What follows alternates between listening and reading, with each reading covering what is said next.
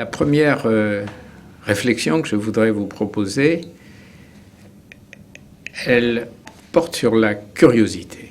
Il n'y aurait pas de science dans l'histoire humaine s'il n'y avait pas ce moteur étonnant qui est en nous, la curiosité. La curiosité, c'est une propriété du cerveau, bien sûr, que nous a légué l'évolution et que l'homme a développé à l'extrême, informé par nos sens, pas seulement la vision, mais tous nos sens. Nous percevons le monde extérieur et il nous pose des questions, ou plutôt nous nous posons des questions à son sujet. Pourquoi le ciel est-il bleu le jour, noir la nuit, rouge au coucher du soleil, blanc ou laiteux quand la brume ou les nuages emplissent l'atmosphère? Pourquoi? On voit bien que ces questions naissent de cette interrogation informée par nos sens. Parfois, on pense que pour faire de la science, pour répondre aux questions que nous nous posons sur le monde, il faut des instruments compliqués, télescopes, microscopes, voltmètres, toutes sortes de machines aux noms complexes qui aujourd'hui représentent des appareils parfois un peu effrayants, un microscope électronique, une sonde à résonance magnétique nucléaire, un radiotélescope, un accélérateur de particules, toute machine qui semble mettre la science à une grande distance et la réserver donc à des spécialistes. La curiosité serait-elle devenue l'apanage de ces seuls spécialistes?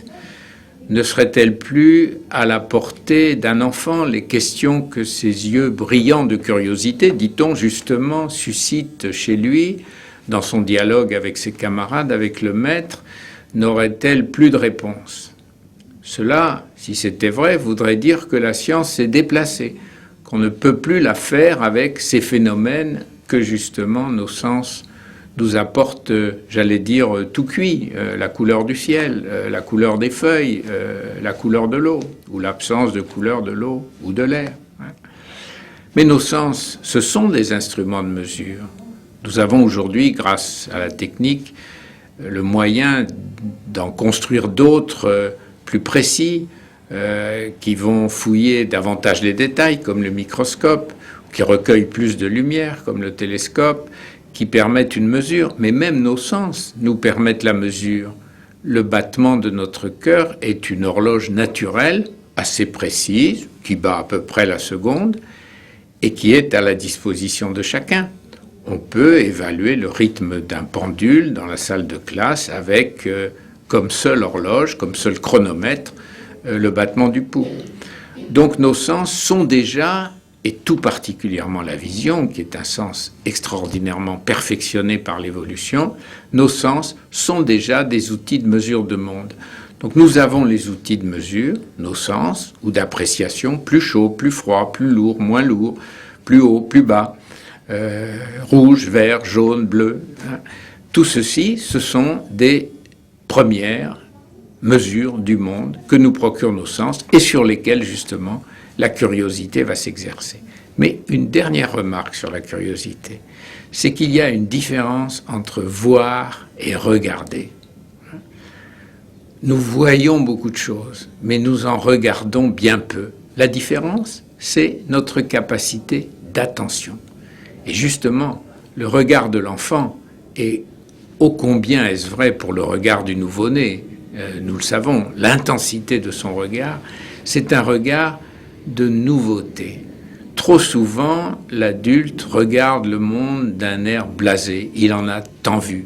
Et il a toujours le sentiment qu'il faut aller ailleurs pour regarder. Eh bien, le regard de la curiosité, c'est justement celui qui va regarder le monde vraiment, au lieu de le voir superficiellement. Et en le regardant vraiment, alors, il verra des choses qu'il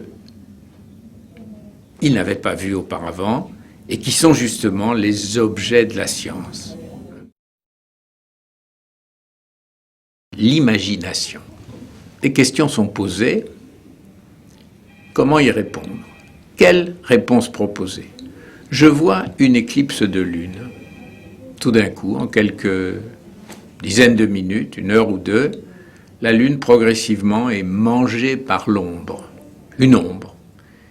Et puis, elle disparaît presque. On ne voit plus qu'une lueur rougeoyante, très belle, forme circulaire, les mers apparaissent encore.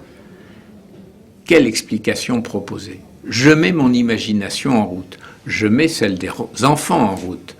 Le scientifique, dans son laboratoire, met son imagination en route. Il vient d'observer un phénomène, il l'avait provoqué, le cas échéant, il a fait une certaine expérience, quelque chose se passe.